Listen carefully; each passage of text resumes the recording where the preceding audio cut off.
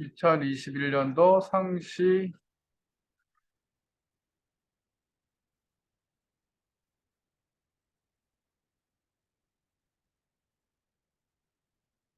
이회 그럼 여기에 그 리로스쿨에 가보면요. 게시판이 있어요. 게시판이 있으면 학습자료실 가서 298번, 298번에 가보면 두 번째 거 상시 2회가 있어요. 그리고 잠깐 열어보시고 책하고 같이 보면서 풀어보겠습니다.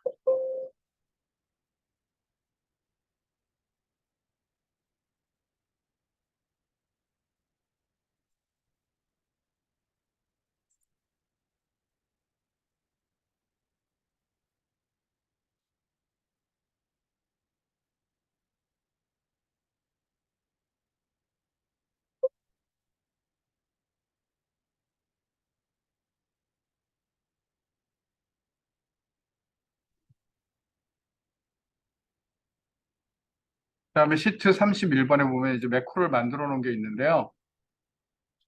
매크로를 만들어 놓은 게 있는데 여기서 한번 매크로 한번 들어가 보겠습니다. 매크로를 클릭하면요, 이런 게 떠요.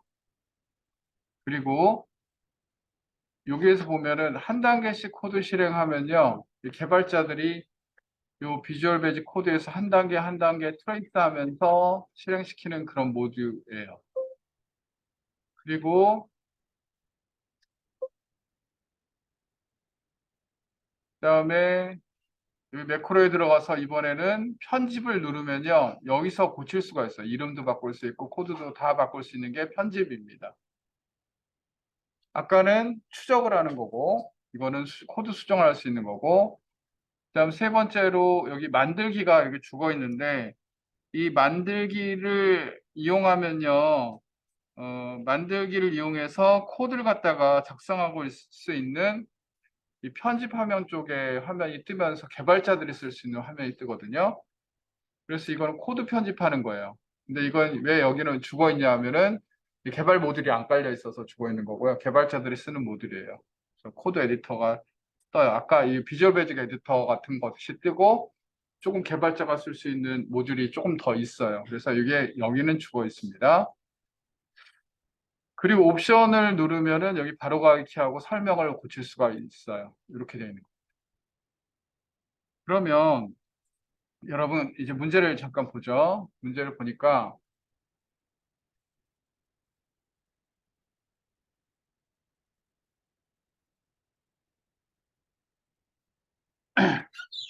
자, 옳지 않은 것이죠. 매크로 이름을 선택한 후 실행 단추를 클릭하면 매크로가 실행이 됩니다. 그래서 이거는 맞죠? 매크로에서 이거 실행을 누르면 실행이 돼요. 어? 실행 단추 딱 누르면 실행이 돼요. 매크로 만들어 놓으면. 맞는 얘기고요. 한 단계씩 코드 실행 단추를 클릭하면 비주얼 베이직 에디터에서 매크로 실행 과정을 단계별로 확인할 수가 있어요. 그래서 한 단계씩 실행을 누르면 이런 코드가 뜨고 한 단계 한 단계 디버그를 할 수가 있어요. 한 단계 한 단계씩 이렇게 트레이스 할 수가 있는데 그게 있고 그래서 그것도 맞는 얘기입니다. 근데 만들기 단추를 클릭하면 빠른 실행 도구 모음에 매크로 실행 명령을 추가할 수 있는 건 아니에요. 그 빠른 실행 도구 모음에 추가하려고 하면 어떻게 하느냐면 파일에서 옵션에 가서 여기서 빠른 실행 도구 모음에서 매크로를 넣어야 돼요. 저도 이제 매크로를 그렇게 해서 넣었어요. 빠른 실행 옵션에서 하는 거예요. 그래서 여기 매크로가 들어가 있죠. 여러분은 안 들어가 있지만 그렇게 지금 하는 거예요. 그래서 이거는 만들기 단추가 아니라 옵션에서 하는 거예요. 3번이 틀린 겁니다. 이 옵션은 이 옵션 파일의 옵션에서 하는 거예요. 그래서 이게 틀린 거고요. 그 다음에 여기에 보면 옵션 단추를 클릭하면 매크로 가기 키가 있다라는 거는 여러분 아까 봤죠? 여기서 옵션을 누르면 매크로 바로 가기 키가 있다라는 거죠. 정답은 몇 번이죠? 3번입니다. 그다음 32번을 봅니다. 아, 여기 안 풀었나요? 풀지 않았죠, 여러분. 그래서 31번부터 한번 끝부분까지 한번 풀어봐요. 풀고 나서 맞추는 게 좋을 것 같아요. 31번부터 문제 있지? 31번부터 지금 풀어보세요. 풀려 있어요? 풀려 있죠. 풀려 있으면 잠깐만 다시 한번 봐봐요. 지난번에 풀었던 게 지금.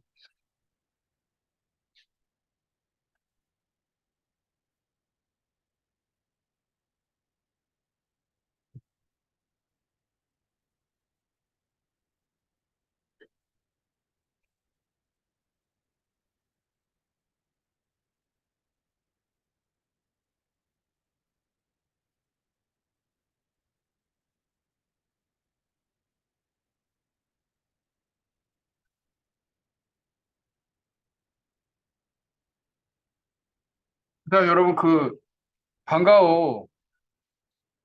방과후 학교 그 설문조사 좀 해주시고 설문조사 지금 해주세요. 3학년들도 마찬가지로 다 해주세요.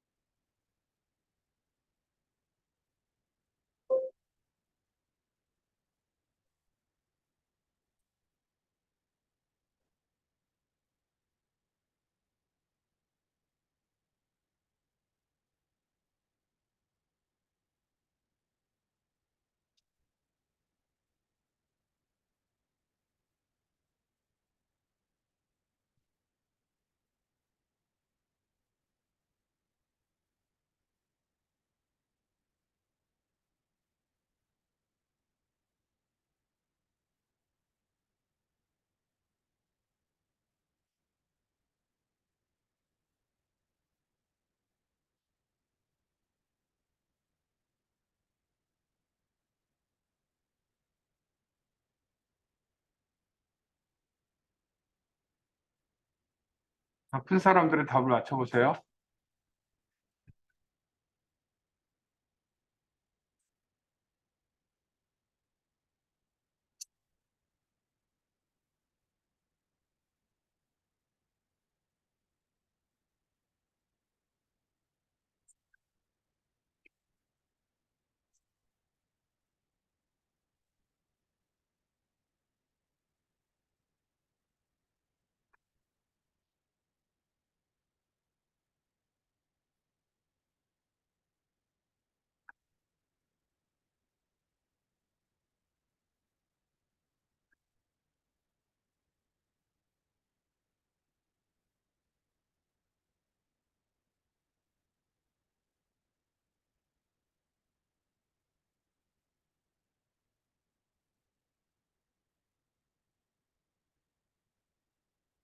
다음 중 매크로 기록에 관한 설명을 옳지 않은 것은 매크로 기록에 관한 설명을 옳지 않은 것은 정답은 몇 번입니까? 2번입니다. 왜 틀렸습니까? 여러분 매크로 이름에는요 이게 공백이 쓰여지면 안 돼요. 공백은 사용될 수 없기 때문입니다. 매크로 이름 첫 글자는 반드시 문자여야 되고 나머지는 문자, 숫자, 밑줄 등이 사용될 수 있지만 공백은 사용할 수 없습니다. 그래서 2번이 틀린 얘기고요. 매크로 실행의 바로가기 키는 컨트롤 키와 함께 사용되면서 컨트롤하고 시프트를 동시에 사용하죠. 그다음에 이런 특수 문자는 사용할 수가 없습니다.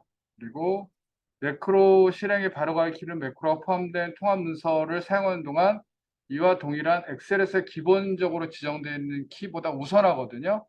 그래서 기본적으로 지정되어 있는 키는 무시해요. 컨트롤 A 같은 거를 쓰면 컨트롤 A가 무시당합니다. 그다음에 33번을 보겠습니다. 다음 중 페이지 설정. 네, 그 내용이 아까 매크로에 대한 내용이 여기 있어요. 여기 이쪽을 한번 읽어보시면 돼요. 다시 한번 읽어보면 매크로 지정 시 첫 글자는 반드시 문자로 지정해야 되고 두 번째 글자부터 문자 숫자 몇 줄이 되고 사용할 수 있고 이 특수 문자와 공백은 매크로 이름을 사용할 수 없다라고 되어 있습니다. 그렇죠? 그다음 여기 나와 있는 게 매크로 실행의 바로가기 키가 엑셀의 바로가기 키보다 우선한다라고 되어 있습니다. 그리고 기본적으로 컨트롤 키하고 조합하여 사용하거나 대문자로 지정하면 쉬프트 키를 사용한다. 33번 보이시죠? 다음 중 페이지 설정 대화 상자의 시트 탭에 대한 설명으로 옳지 않은 것은 제가 보여드릴게요. 자, 시트 탭이에요. 이 페이지 레이아웃에서 여기 페이지 설정의 오른쪽에 있는 단추를 클릭하면은 이 페이지 설정이 뜨거든요. 거기에 시트 탭에 대한 설명이에요. 눈금선을 출력하려면 눈금선을, 흑백으로 출력하려면 흑백으로. 그 다음에 여기 메모를 표시를 할 건지 안 할 건지. 없음, 시트 끝에 할 건지, 시트에 표시된 대로 할 건지. 그런 얘기입니다. 보통 시트에 표시된 대로 하겠죠? 그런데 이 간단하게 인쇄라는 게 있어요. 간단하게 인쇄라는 거는 도형이나 매크로, 아니, 도형이나 메모가 출력이 안 돼요. 그리고 텍스트만 출력이 되는 형태가 간단하게 출력이에요. 행렬 머리글은 행렬 머리글이고요. 행렬 머리글까지 출력하면 이 상태로 만약에 출력을 한다 그러면 확인을 눌러보면요. 여기 보면 도형이나 메모가 표시가 안 돼요. 그리고 텍스트만 이렇게 표시가 돼요. 네. 간단하게 했기 때문에 그래요. 근데 간단하게 내가 빼면은 어떻게 되느냐? 간단하게 빼보겠습니다. 간단하게 빼보고 하면은요. 어떻게 되느냐? 그러면 이런 것들이 다 출력이 돼요. 앞에 화면 보면. 그렇죠? 그래서 간단하게 그런 얘기입니다. 그 다음에 또 페이지 설정에 그렇죠? 그래서 그렇게 보시면 되겠고요. 거기 페이지 설정에서 보시면은 여기 페이지 영역에서 여기 용지 방향과 용지의 크기가 여기서 설정이 되고요. 용지의 여백은 여백에서 설정이 됩니다.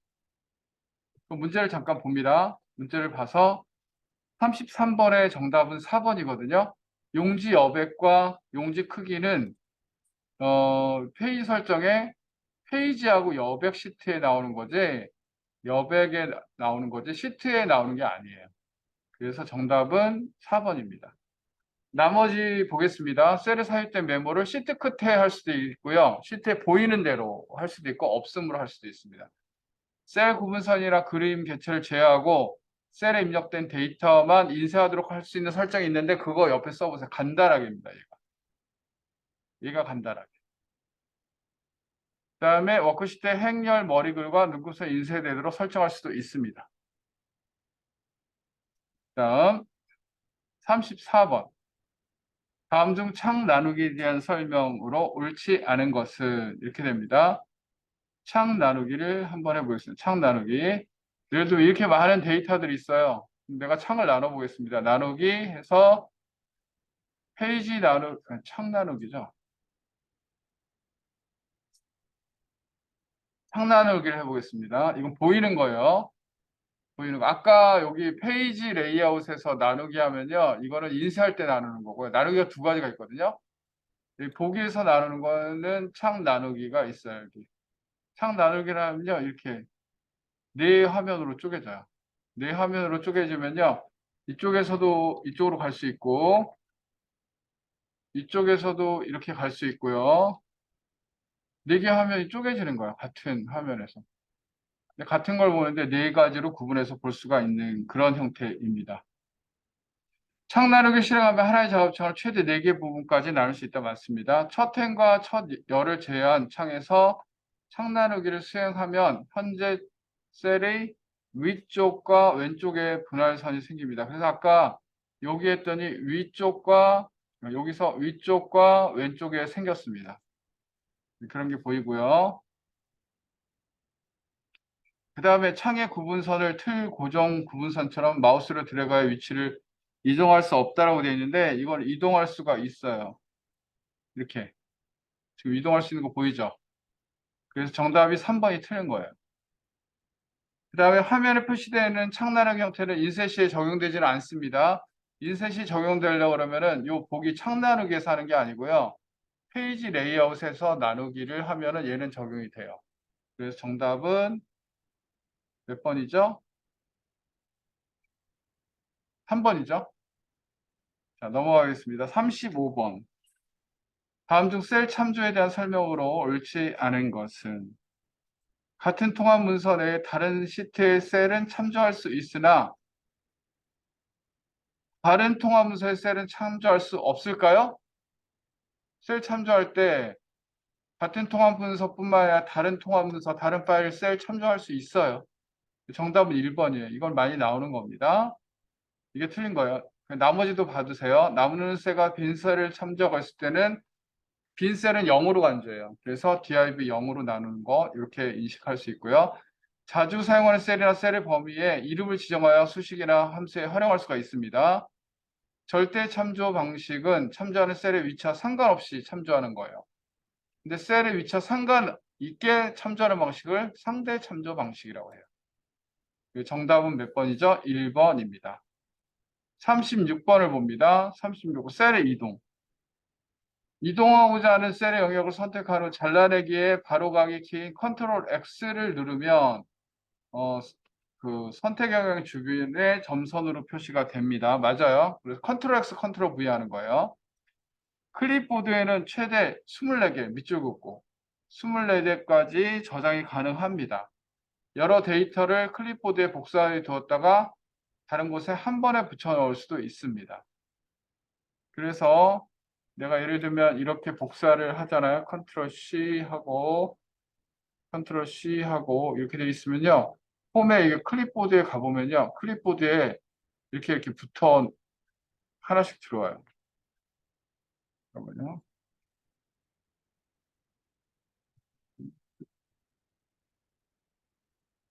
하나 이렇게 들어오죠.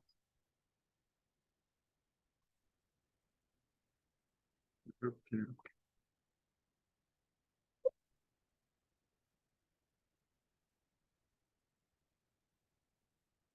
그래서 어떤 거를 클릭할 건지가 이렇게 나와요.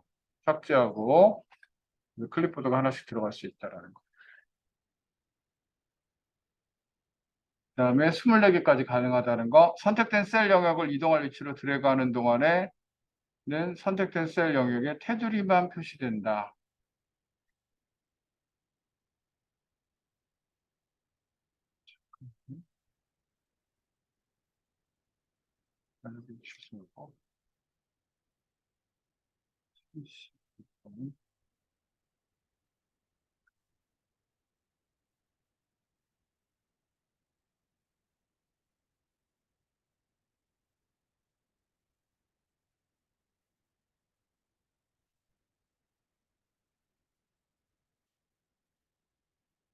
이렇게 이동하잖아요.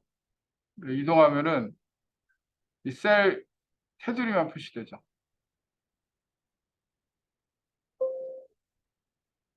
클립보드가 안 비워져 있네. 아무튼 비워져 이렇게 이동할 때 이렇게 이동할 수가 있다는 거예요. 그래서 이것도 맞는 얘기예요. 선택된 셀 영역을 이동 위치로 들어가는 동안에는 선택된 셀의 테두리만 표시돼요.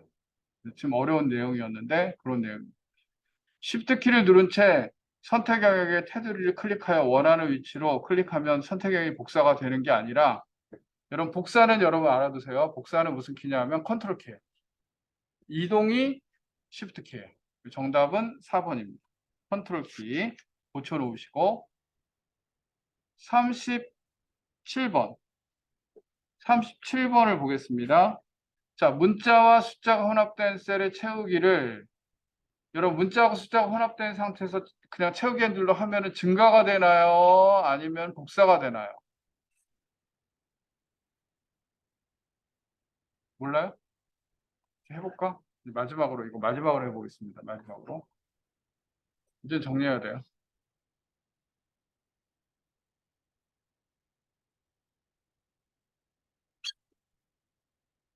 문자하고 숫자하고 만약 숫자를 해보겠습니다. 숫자 1 하면 이거 하면 드래그하면 어떻게 돼요? 얘기해봐. 증가돼 아니면 복사돼? 몰라? 복사돼요. 어? 그냥 복사돼요. 근데 1하고 어떻게 하면 증가돼요? 컨트롤 키 눌러야 증가돼요. 그러면 해성하고 문자하고 숫자하고 결합된 상태에서는 드래그하면 어떻게 될까요? 이게 증가가 돼요. 어? 그럼 컨트롤은 반대지. 해성하고 1하고 이거 드래그하면 어떻게 돼요? 컨트롤 키 누르고 드래그하면 이때는 복사가 돼요. 정확히 기억해야 돼요. 오케이?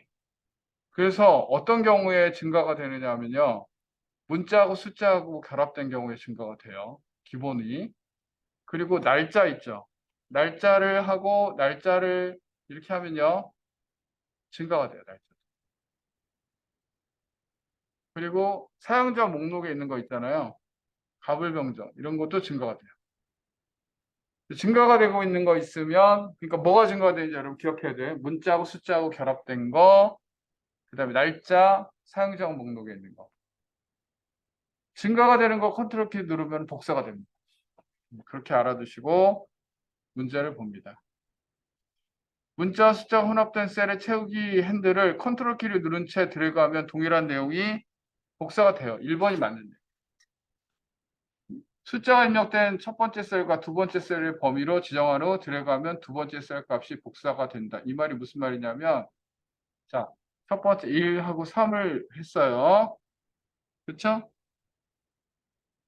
그 다음에 밑으로 증가하면 이만큼씩 증가가 되는 거예요. 그런데 이거 복사가 된다고 그랬으니까 틀렸죠? 숫자가 입력된 셀에서 컨트롤 키를 누른 채 채우기 핸들을 오른쪽으로 드래그하면 숫자가 1이 감소되는 게 아니라 증가가 됩니다.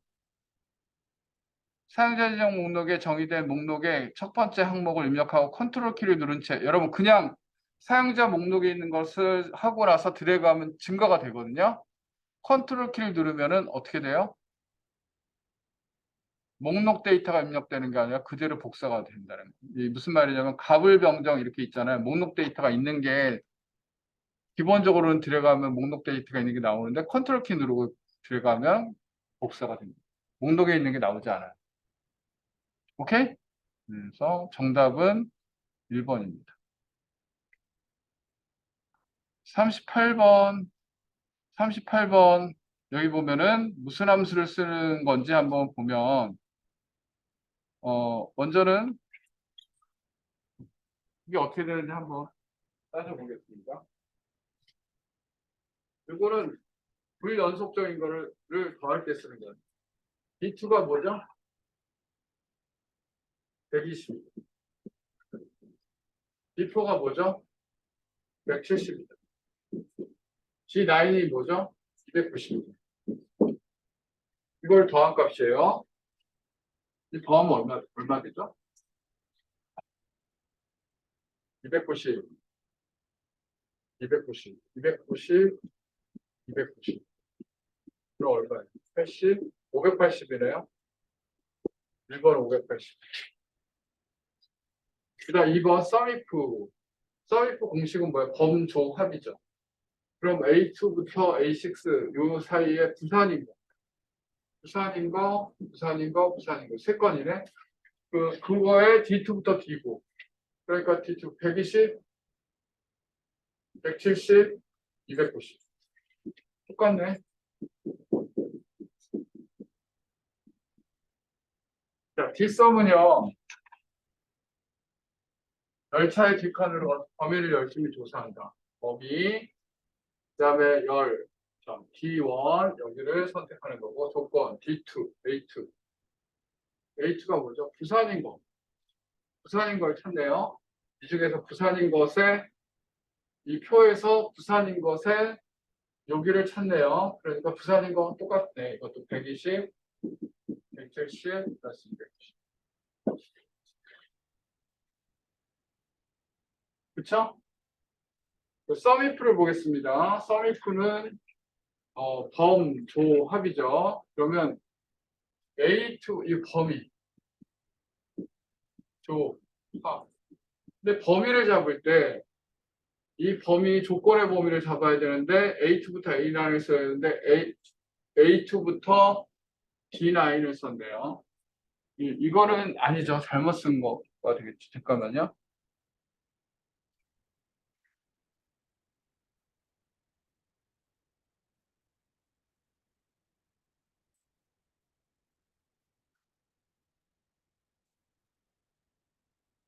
그럼 뭐, 어떻게 된 거지? 셋 한번 넣어볼게요. 콜, 썸, D2, D9, D2, 첫 번째 거, 580이 나왔네요. 그렇죠?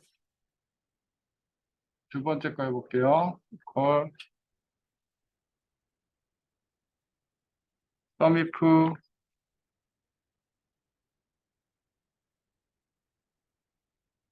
A2부터 A9의 중에서 부산인 거. 부산인 거의 범조합, 합발범위 A2부터 D9. 이것도 580이네요. 세 번째 거, 이퀄 D썸.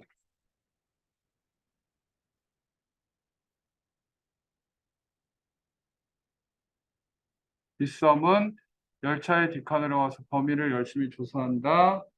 이렇게 돼 있죠. 그래서 D썸은 이 전체를 잡는 거죠. 홍상 데이터를. D썸 잡은 다음에 D썸. 그다음에 D1. 조건은 뭐죠? A2. 부산.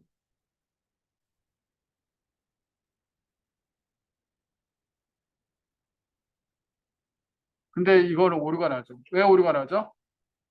제가 이 얘기를 예전에 많이 했는데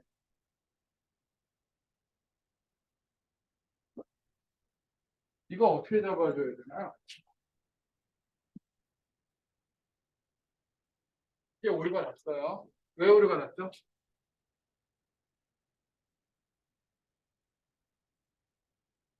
여러분, 이게 범, 열, 조거든요. 근데 이거는 제목까지 포함해요. 그러니까 이 조건을 어떻게 잡아줘야 되는지 알아요? 이렇게 잡아야 돼요. 조건. 그래서 데이터베이스 함수는 저렇게 쓰는 형태가 아니에요. 선생님이 제대로 나오게 한번 잡아볼게요.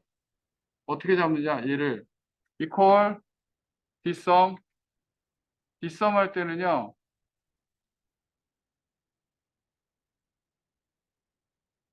자, 범위를 전체를 잡아야 돼요. 제목까지. 다른 함수는 그렇지 않은데, 컴마, 열, 열번호 1, 2, 3, 4, 4를 써주거나 얘를 찍어줘도 돼요. 그 다음에 조건은 이제 부산만 찍으면 안 되고, 제목까지 잡아서 대리점은 부산 이렇게 잡아줘요. 그래서 가로 열고 엔터 이렇게 치면 나와. 그러니까 뭐가 빠진 거야? 얘가 이렇게 나와야 돼. A1, A2로 나와야 돼. 그러니까 이게 A1부터 A2 나와야 돼. 그럼 이거는 잘못 쓴 거야. 그럼 이렇게 쓰면 오류가 나요. 오케이?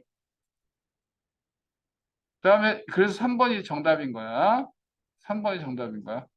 그러면은 어 썸이프를 한번 보겠습니다. 썸이프는 원래는 이퀄 한 다음에 보통은 이렇게 씁니다. 썸이프 한 다음에 이렇게 한 다음에 범조합이거든요. 근데 보통은 이렇게 써요. 그런데 전체를 잡아도 오류가 나지는 않아요. 여기는 지금 그런 형태로 나와 있는 거야. 범, 그다음에 조건, 컴마. 이 조건 A2를 잡아도 되고 부산을 써줘도 돼요. 범조합, 합할 범위 D2부터 D9 이렇게 잡아주면 이렇게 돼요. 범위를 전체를 잡아도 상관은 없어요. 근데 정답은 아무튼 3번이 틀린 거죠. 3번이 틀린 이유는 그것 때문입니다. 39번. 그래서 39번을 보겠습니다. 다음 좀 시나리오에 대한 설명으로 옳지 않은 것은 시나리오에 대한 설명으로 옳지 않은 것은 하나의 시나리오에 변경된 셀을 최대 32개까지 지정할 수 있다. 32개까지 지정할 수 있습니다. 여러분 그냥 알아두시고요. 요약 보고서나 피벗 테이블 보고서로 시나리오 결과를 작성할 수 있다. 그렇습니다. 39번에 여기 보면은 나중에 여러분이 이거를 내가 한번 이제 만들어 보면은 이미 만들었을 텐데 데이터에 가서 시나리오 이렇게 만들었거든요. 거기 보면은 요약에 보면 두 가지가 있어요. 시나리오 요약도 있고 시나리오 피벗 테이블 보고서도 있어요. 보통은 시나리오 요약으로 하거든요. 그럼 요약을 하면 이렇게 나와요. 그렇죠? 그런데 여기서 시나리오 관리자에서 이번에는 요약에서 피벗 테이블 보고서를 해서 확인을 눌러보면요. 피벗 테이블 보고서가 나와요. 두 가지 형태가 있는 거예요. 그러니까 이거는 맞는 얘기입니다. 피벗 테이블 보고서로도 시나리오 요약 보고서나 피벗 테이블 보고서로 시나리오 결과를 작성할 수 있다. 맞습니다. 그런데 그리고 시나리오를 병합해서 다른 통합 문서나 다른 워크시트에 저장된 것도 한꺼번에 시나리오로 만들 수 있습니다. 그런데 입력된 자료들을 그룹별로 분류하고 해당 그룹별로 원하는 함수를 이용한 계산 결과를 볼 수 있는 것은 이건 뭐냐면 부분합이에요. 써놓으세요. 부분합이에요.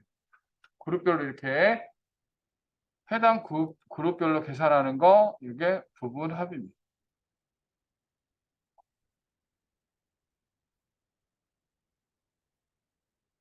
오케이? 40번. 가상 분석 도구인 데이터 표에 대한 설명으로 옳지 않은 것은 여러분 가상 분석의 데이터 표가요. 만들어 보면은 제가 이게 데이터 표거든요. 데이터 표 가지고 한번 해보겠습니다. 여기에 CD 변동금리에 따른 월 원금 이자 상환액을 구하는 거예요. 근데 현재는 대출금이 1,000만 원이고 그 다음에 이율이 4.25%이고 대출 기간은 15년인 경우예요. 그럴 때는 월 원금 이자 상환액이 81만 4,962원 이거를 15년 동안 갚으면은 이게 원금과 이자가 다 없어진다 그 얘기예요. 그러면 얘를 대출 기간과 이율이 달라질 때 어떻게 월 얼마씩을 내야 되는가를 구하는 게 요거예요. 그런데 여기 보면 우선은 이렇게 돼 있을 때 이 PMT라는 함수를 모르더라도 이건 구해져 있는 거를 복사해서 여기다가 붙여 놓고요.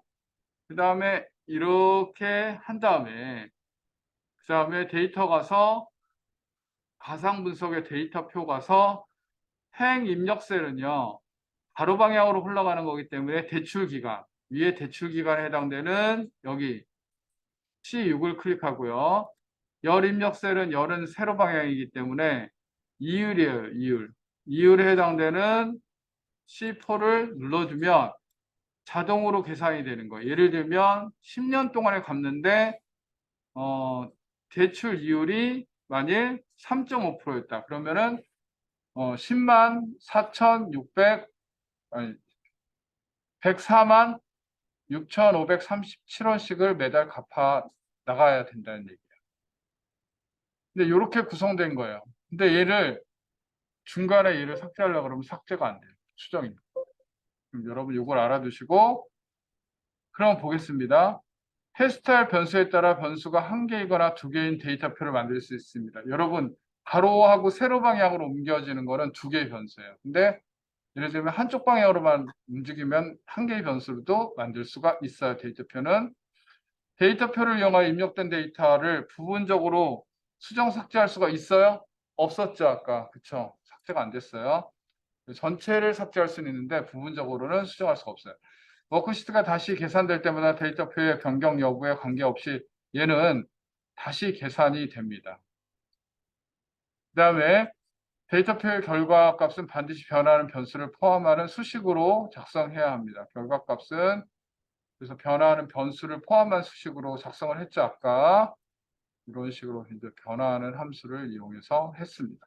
정답은 2번입니다. 이게 부분적으로 수정될 수 없다는 거 여러분 알아두시면 되겠고 이것도 좀 어려운 문제였는데 C형으로 자주 출제되는 형태는 아니었습니다. 자, 그러면 이제 여러분 3회 거를 풀어보는데 3회 컴퓨터 일반 1번부터 2번을 지금 풀어봅니다.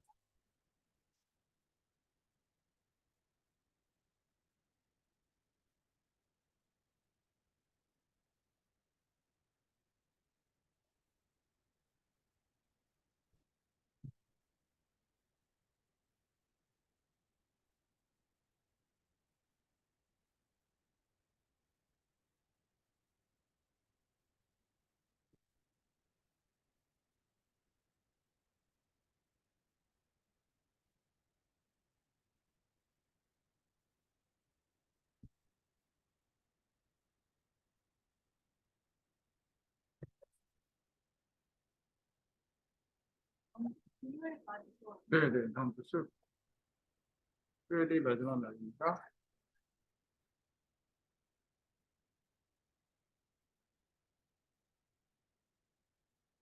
마지막까지 여러분 잘 쉬우세요.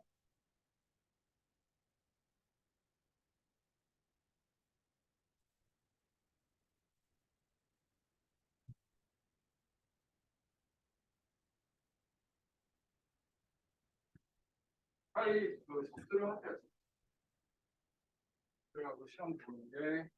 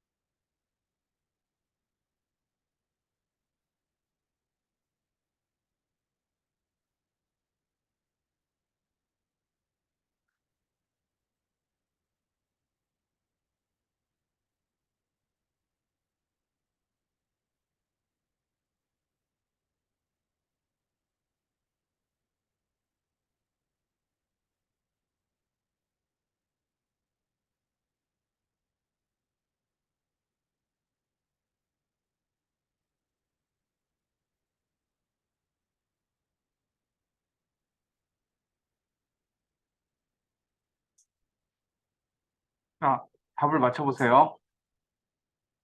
답 다 맞춰봤죠?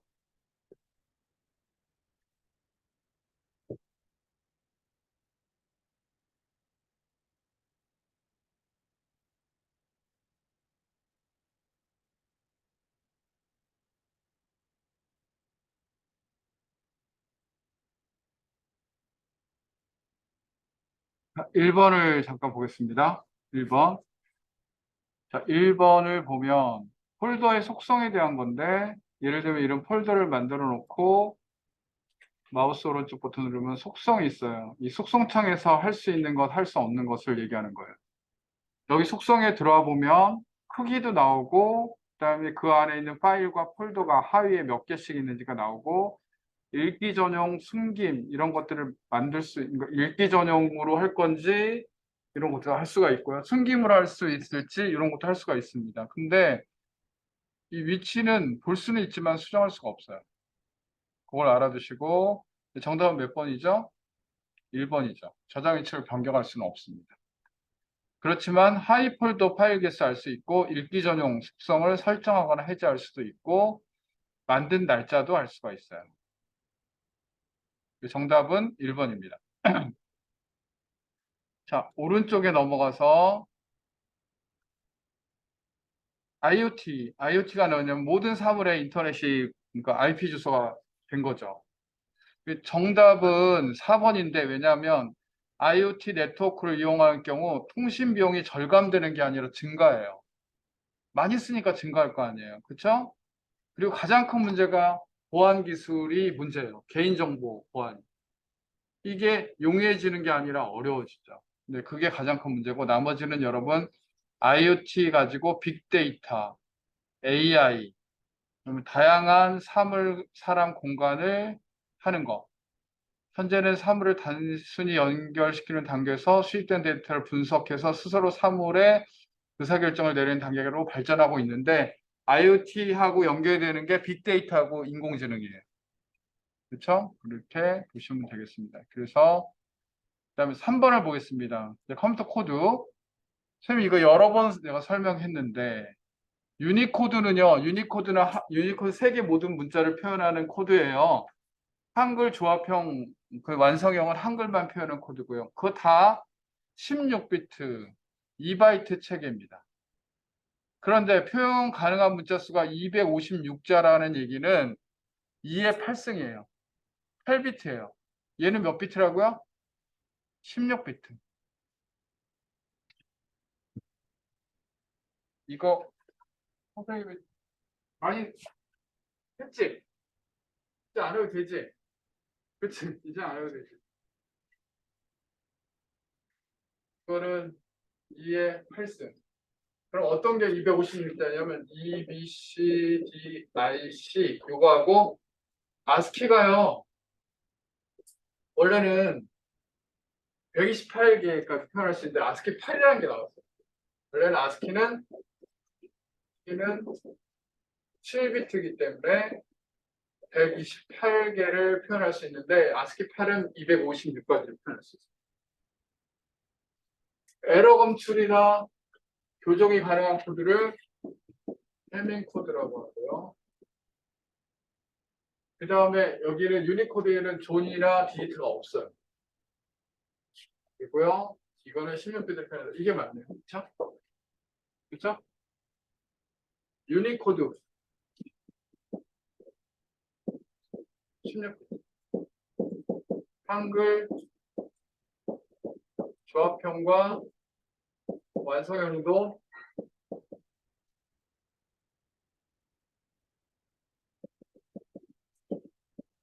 16비트.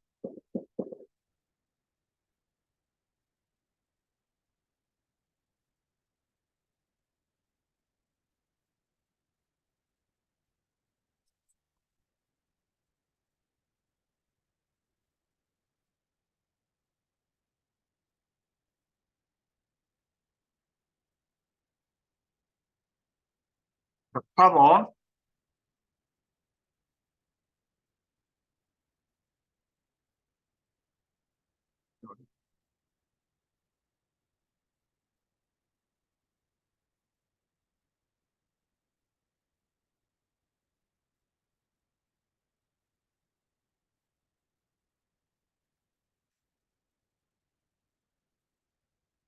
이거 많이 나왔던 문제네요.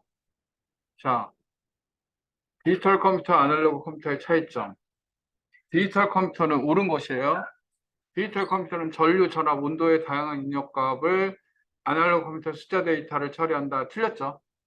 디지털 컴퓨터는 뭐냐면 숫자하고 문자 데이터만. 여기다 숫자하고 문자도 있어요. 숫자, 문자 데이터를 처리하는 거고, 아날로그 컴퓨터가 전류, 전압, 온도, 다양한 입력값을 처리하는 거예요. 디지털 컴퓨터는 논리 회로예요. 증폭 회로가 아니라 아날로그 회로는 증폭 회로고요. 이거 지난번 설명했죠? 했어, 안 했어? 아날로그 컴퓨터는 미분이나 적분 연산, 이거 중요하죠, 그쵸? 디지털 컴퓨터는 산술 논리 연산, 이거 설명했죠? 아날로그 컴퓨터는 특수 목적용이고 전용이라고 돼요. 특수 목적용. 어제 설명했던 것 같아요, 그쵸? 이거, 그치? 디지털 컴퓨터는 어젠가? 그젠가? 그제 했었나? 디지털 컴퓨터가 범용입니다. 그래서 정답은 몇 번이에요? 3번이에요. 이거 표 여러분 알아두시고 아주 자주 나왔던 문제입니다. 5번을 봅니다. 인터넷 주소 체계에 대한 설명으로 옳지 않은 것은 인터넷 연결을 위해서 IP 주소 또는 도메인 네임 중 하나를 배정받아야 하며 인터넷에 연결된 컴퓨터 고유 주소는 도메인 네임으로 이는 IP 주소와 동일한가요? 아니죠. 동일하지 않죠. 1번이 틀린 얘기네요. 그렇죠? 오케이. 그 다음에 국제 인터넷 주소 관리 주소는 그러니까 1번이 틀린 거예요. 나머지 맞는 거예요. 그래서 국제 인터넷 주소 관리 기구인 아이칸. 한국에서는 한국인터넷진흥원 T사에서 관리하고 있습니다. IP 주소가 IP 버전 4에서 IP 버전 6로 확대되고 있습니다. IP 버전 6는 IP 버전 4와 호환성이 뛰어나고 128비트 주소를 사용하여 주소 부족 문제를 해결하고 있다. 한 번 더 내가 정리를 해주면 이제 외울 때가 됐죠?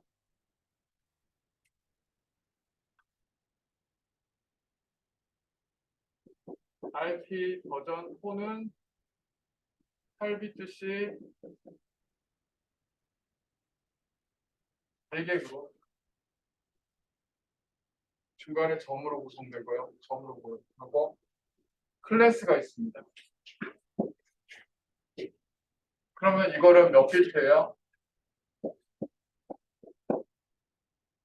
IP 버전 6는 16비트씩 8개구로 128비트. 그 다음에 클론으로 구분하고 클래스가 IoT 때문에 나온다. IoT 때문에 하다 보니까 주소의 수가 부족해.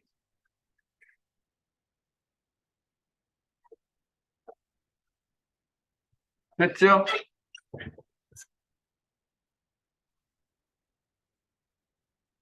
6번. 애니메이션 모핑에 대한 거. 이건 그냥 정답은 2번입니다. 여러 번 설명했기 때문에 넘어가겠습니다. 제가 삼각형, 사각형, 뭐 흑인에서 백인 뭐 이렇게 바뀌는 거. 이렇게 알아두시면 되고요.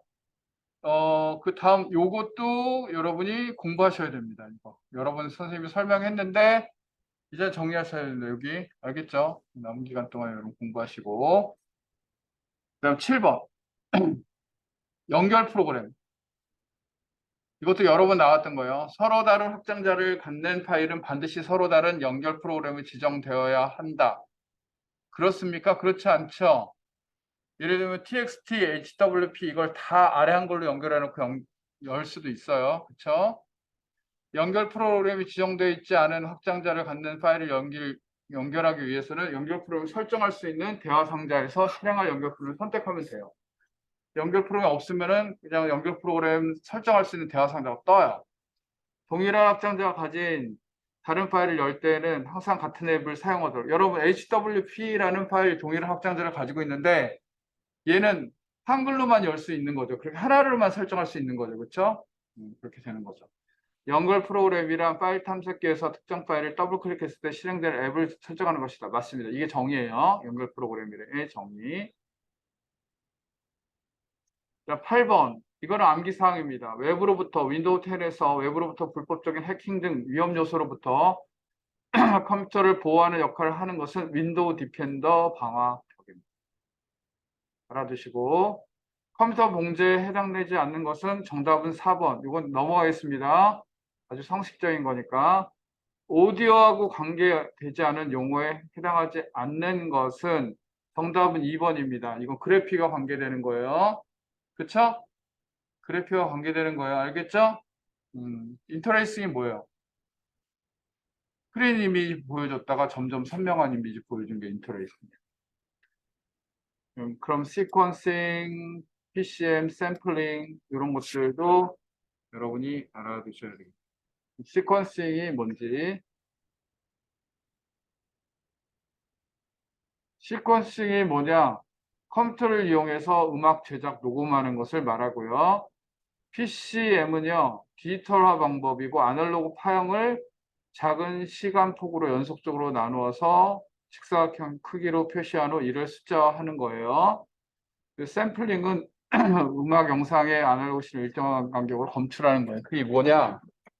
한 번만 더 설명할게요.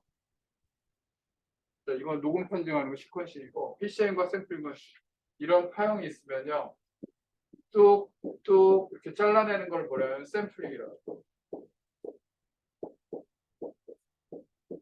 그럼 샘플링하는 이런 파형이 있잖아요. 그쵸? 여기 쭉 잘라낸 샘플링한 파일이 있을 거 아니에요. 그쵸? 그럼 얘를 갖다 이렇게 막대로 그리다 보면 막대의 크기가 나타나잖아요. 그럼 이걸 수치하는 여기 PCM. 응? 위에 따라서 수치하는 이진수로 수치하는.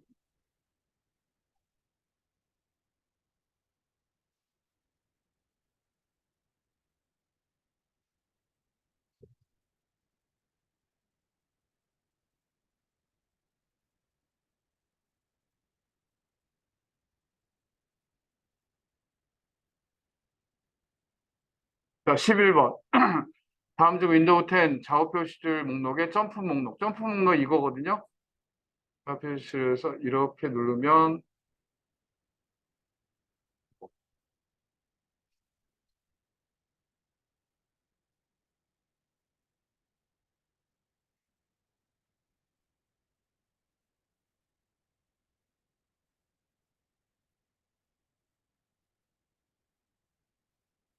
오른쪽 걸 많이 열어놔가지고.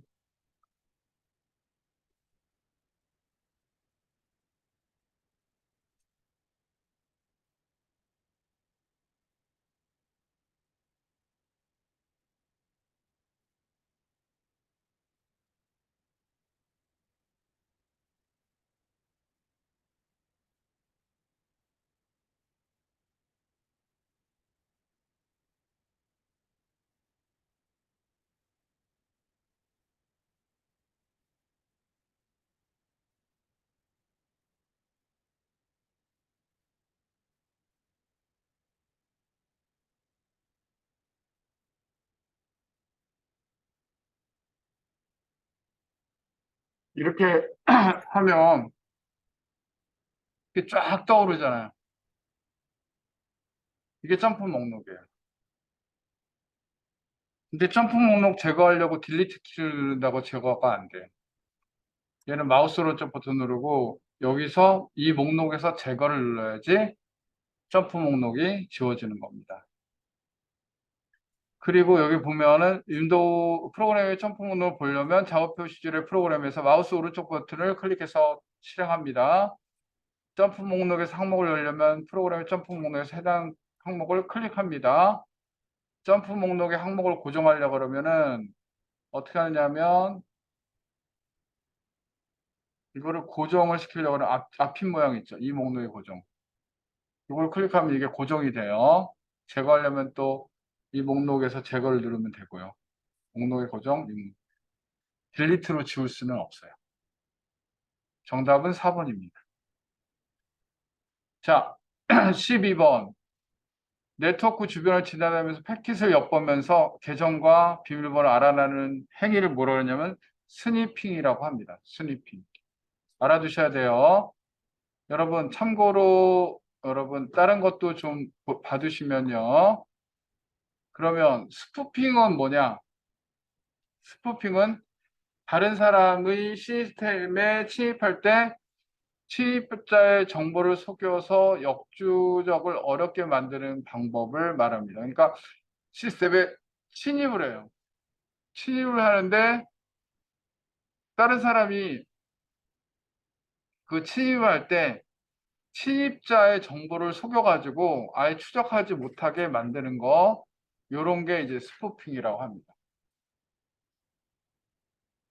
네, 보시면 되겠고, 백도어는요 누구를 위한 거냐면 프로그래머를 위한 겁니다. 키로커는요 키보드상의 키 입력 캐치 프로그램을 이용하여 아이디랑 암호를 빼가는 거, 키로커라고 합니다.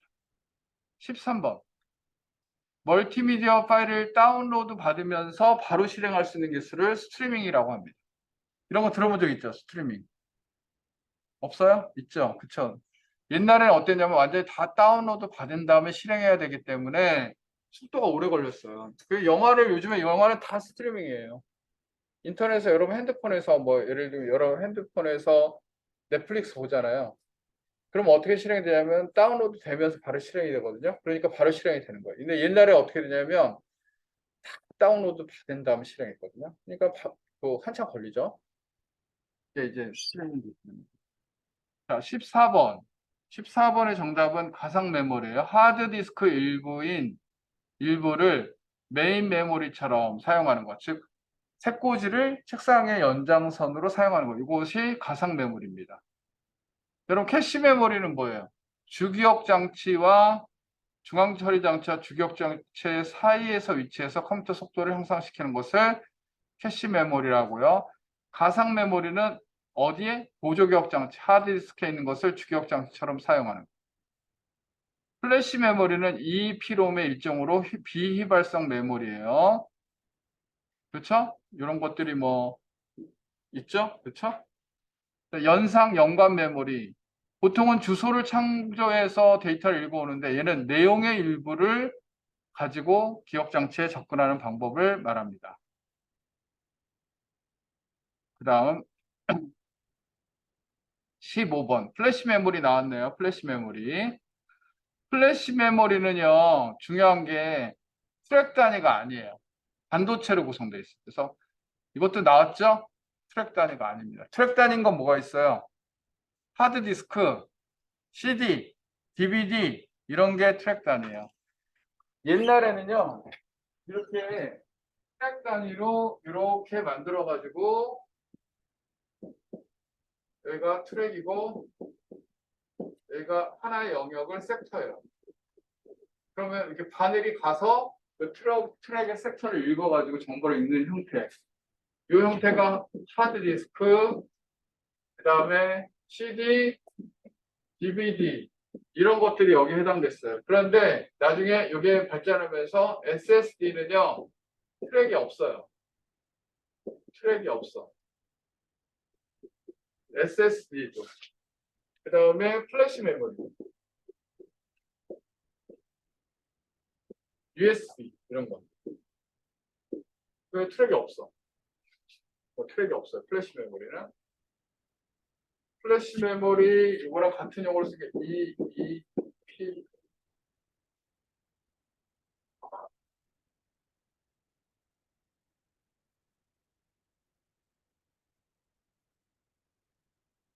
넘어갈게요. 오케이?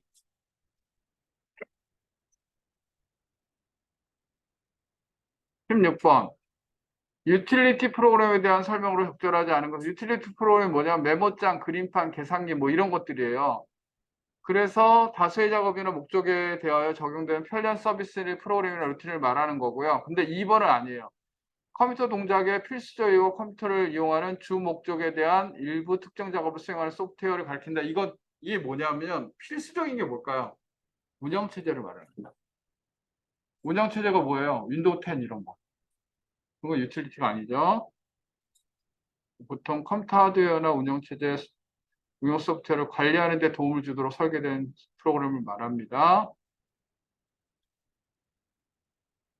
자, 명령 프롬프트 창을 실행하는 거 해보겠습니다. 여러분 같이 한번 이거 해볼까요?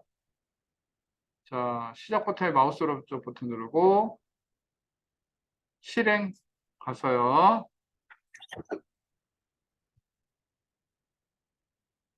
어디 있어? 실행이 안 돼. 아, 여기 있구나. 이렇게 나오면 여기서 명령 프롬프트 창, 명령으로 실행하는 거가 CMD 이렇게 치면은 검정색 화면이 떠요. 그 옛날에는 마우스를 클릭하는 게 아니라 명령어를 직접 쳐가지고 했어요. 그래서 그게 남아있는 거예요. 도스에서 쓰던 거예요. 그럼 실행 한번 해볼까요? 여기서 노트패드, TPAD, NOTEPAD 한번 해볼까요? 엔터 쳐보세요. 그럼 뭐가 떠요? 메모장이 뜨죠? 지우고 CALC, 칼크, 그럼 뭐가 떠요? 계산기가 떠요. 그렇죠? 그런 게 있다라는 거. 이게 이제 CMD, 명령 프롬프트 창.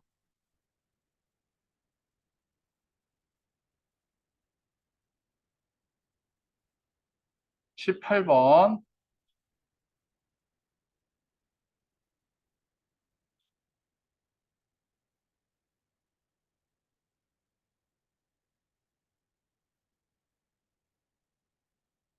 아, 18번 이제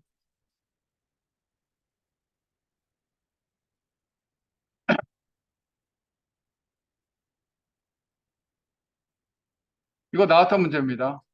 여러분, 시스템 문제가 발생하면 컴퓨터를 재부팅하고는 맞는데 하드디스크의 모든 파티션을 제거하면 아예 없어져요, 데이터가. 그럼 그렇게 하면 안 돼요. 그렇죠? 그거는 아닙니다. 넘어가고요. 나왔던 문제 드리고. 19번.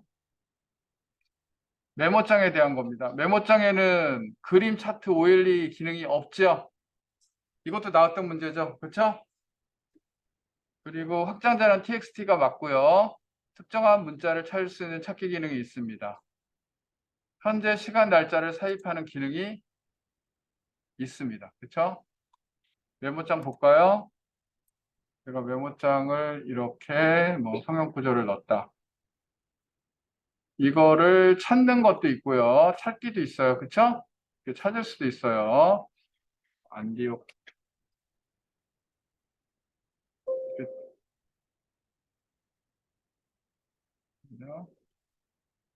위로 안디옥 찾을 수가 있죠. 이렇게.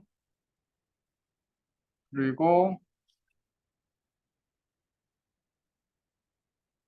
글꼴도 바꿀 수 있어요. 근데 글꼴이 문제가 뭐냐면 전체가 다 바꿔져요. 일부가 바꿔지는 게 아니라 똑같이 바꿔지는 거고 여기 그림이 없어. 그리고 아주 기본적인 것만 있는. 근데 시간 날짜에서 오늘 시간 날짜를 해줄 수가 있어요. 해줄 수가 있다라는 거. 메모장 20번. 특정 기능 이거를 제한하고 공개하고 사용자의 구매를 유도하는 거를 뭐라 그러죠?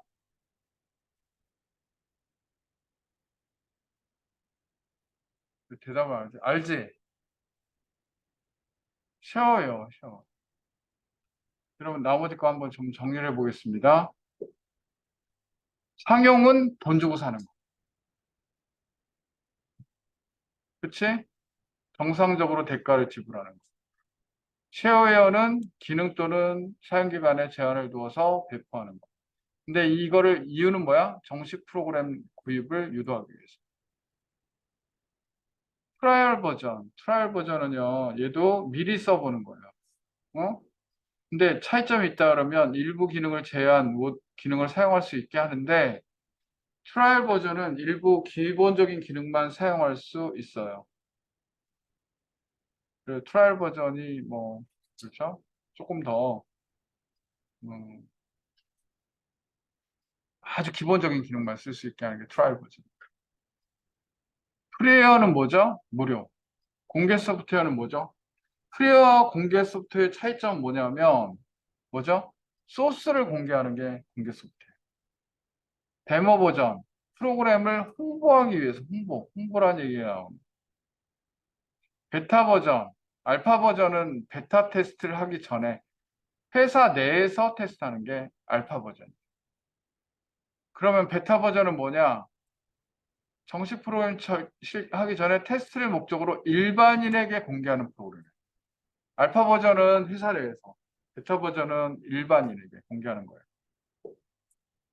패치 버전은 뭐예요? 프로그램의 오류를 수정하거나 성능 향상을 위해서 프로그램 파일을 일부 변경해 준 거. 업데이트, 윈도우 업데이트 같은 거예요. 벤치마크 테스트는 뭐예요? 하드웨어나 소프트웨어 성능을 검사하기 위해서 또 처리 능력을 테스트하는 거. 번들은 뭐예요? 하드웨어나 소프트웨어를 구매했을 때 무료로 제공하는 거. 이게 번들 소프트웨어입니다. 오케이?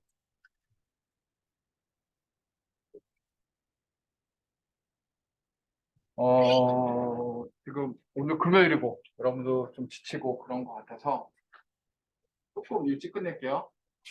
조금 일찍 끝낼 거예요. 근데 약속 좀 해줘. 왜냐면 여러분이 안 나오면 불안해. 여러분이 안 나오면 내가 선생님이 1, 2, 3, 4, 5, 6교시를 수업하고 있는데 선생님이 3개 강좌를 열까 말까 고민을 했어요. 근데 3개를 열면은 여러분이 뭘 원할까 몰라가지고 3개 강좌를 열어놓고 마지막에 고민했던 게 5, 6교시 강좌예요. 필기라서 여러분. 필기는 게 좀 재미가 없잖아요. 힘들고. 그래서 고민이 되는데 여러분이 신청을 했어. 나는 그 마지막에 신청 안 했는데 없애려고 했는데 마지막에 눈 떠보니까는 막 애들이 신청해가지고 5명이 넘어 있는 거야. 그래서 안 할 수도 없고 그래가지고 이제 하게 됐어요. 처음에는 첫날에는 한 명밖에 없더라고 그래서 내가 폐강한다. 그리고 이제 했더니 그 다음날 눈 떠보니까 막 들어와 있어서 그래서 시작을 했습니다. 그래서 여러분이 신청을 했기 때문에 하는 거고 사실은 컴퓨터 활용 능력에서 진짜 중요한 거는 사실 필기가 넘어가야지 실기가 되는 거기 때문에 필기는 선생님이 하는 부분 있죠. 정확하게 하면 여러분이 합격을 해요. 알겠죠? 지금 선생님이 충분히 문제를 많이 풀어주려고 해요. 다음 주 월화수까지 하고 바로 시험을 보셔도 합격할 수 있으니까 대신에 열을 공부를 해요. 선생님이 아는 게 아니라 선생님 내가 강의를 하잖아. 똑같은 문제가 계속 나오고 있거든. 여러분 그게 느껴져? 계속 반복되는 문제가 나오고 있는데 또 틀려, 또 틀려, 또 틀려. 그러면 안 돼요. 그렇죠? 그러니까 여러분 정리를 하셔야 돼요. 알겠죠? 수고하셨고 다음 주 월요일 날 보겠습니다. 네, 빠지지 말고 나오시고 알겠죠? 지윤이도 꼭 데리고 와. 계속 지금 사라져가 안 보여. 자, 수고하셨습니다. 오늘 여기까지 하겠습니다. 다음 주 월요일 날에 보겠습니다.